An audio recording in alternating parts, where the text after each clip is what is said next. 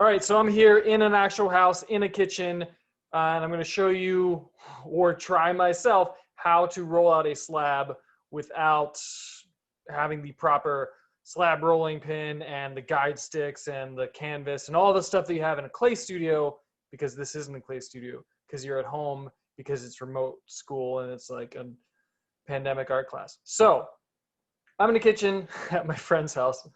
The first thing I need to do is make a nice clean space. They've just harvested a lot of squash, and they've got this big bag of flour because they like to bake. So I'm gonna clean this up, and then I'm gonna show you how to do it. I'm gonna set this right here. Maybe this is like an infomercial.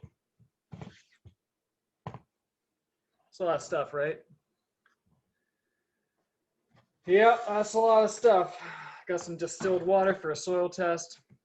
But cleaning is as easy as 1, 2, 3. Brilliant. So nice clean space to work with. Just need to get my clay and all that other stuff. So got some clay. I've got my little loop tool. I don't think I'll need that. I got a needle tool. I will need that. I found some newspaper, so that's gonna be handy.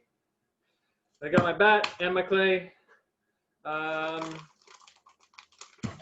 want to get this messy. Well, not really. Hold on one moment. One moment, please. Okay, this is better. Sorry, you don't have to worry. So you may not have a rolling pin, and you may not have one of the other ones. If you have one of these, and you're allowed to use it, and it's okay to use it, fine.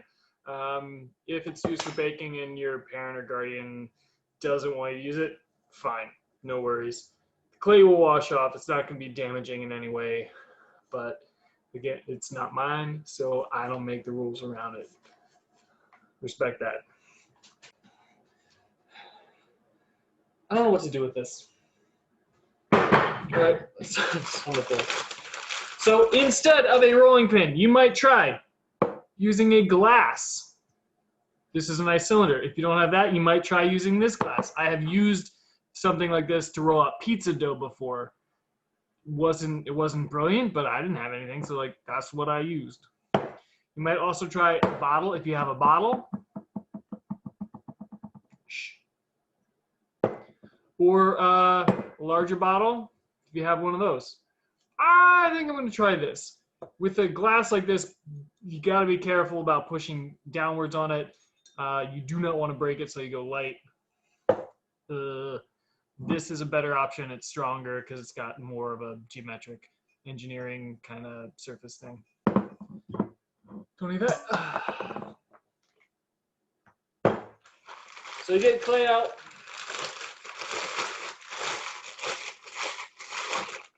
Okay, here we go. Come on, anytime.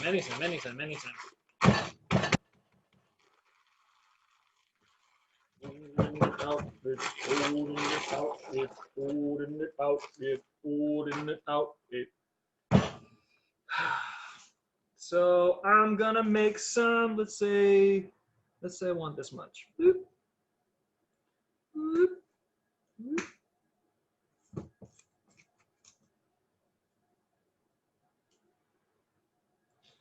See how I did that? I don't know. Think. Oh yeah, this is gonna be fun. So if you do it right on the counter surface, it may get stuck. It's gonna be messy. You can leave like schmutz. That's no good. You gotta be sure to clean it up before you're done. If you do it on the bat should be it's porous. It'll suck up some of that moisture to get that wedging in a little better. So I'm not gonna roll out this slab on the counter because it's gonna stick and it's gonna be more mess that I need to clean up, and I do need to clean it up because I don't live here. It's not like I'm a stranger or anything, you know, breaking in. So this is where this newspaper is gonna come in handy. Flip that out.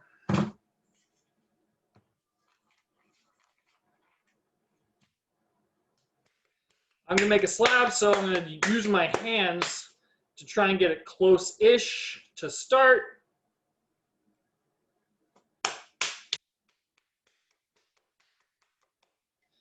Close-ish, right? Kind of, it's very thick. All right, so let's see if I can do this. I'm gonna try the Saratoga olive oil bottle because they're bougie and they have it. Cool.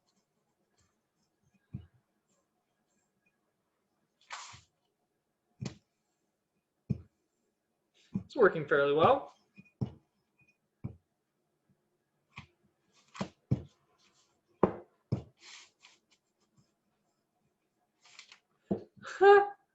Some of the letters of the label are coming off on the clay.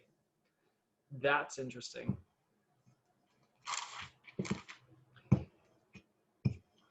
It does seem also like it's working fairly well if I just roll in one direction. If I come back, it has tried to stick a little bit.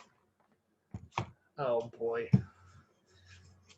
This is gonna be interesting. So I wonder what will happen if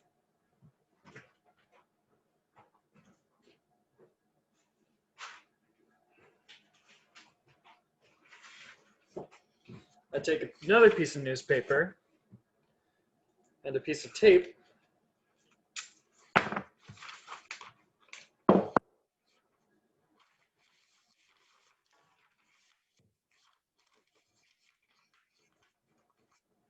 Set the bottle on that.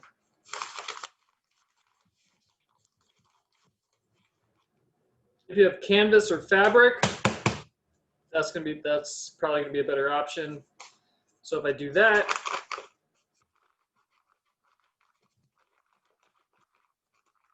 that seems like it's sticking less.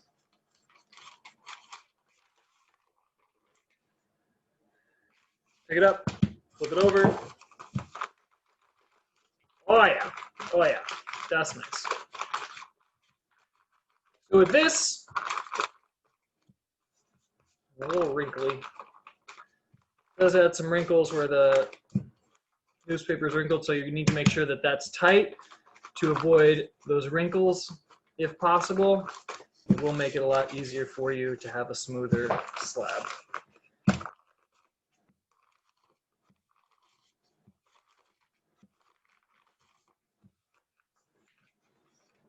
Oh man.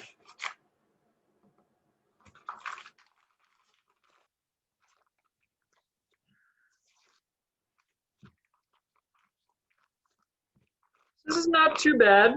The wrinkles are irritating, so maybe taping the entire seam, put a piece of tape along that entire seam is going to be good, because I'm finding that it's rolling up.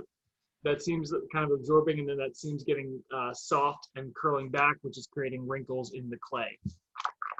So I think if you taper along that entire seam, that's going to be a little better. You are going to have to figure out the thickness by looking, by judging, by adding a little more pressure where it's thicker, a little less where it's not. And you're going to have to freehand it. You may have to freehand it. If you have guide sticks, if you happen to have a block of wood that's, down to 1/4 of an inch, great, you can use that. If you happen to have like 2 yardsticks, you can use that. If you have kindling, if you have someone that can cut wood into little strips, use those. If you don't, you can do it without. This is pretty close.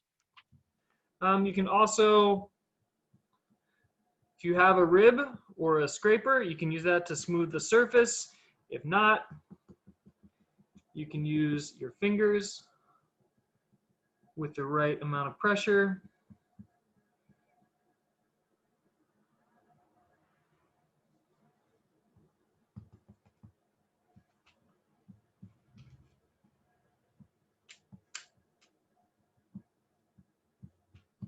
You can get something pretty close that you can use.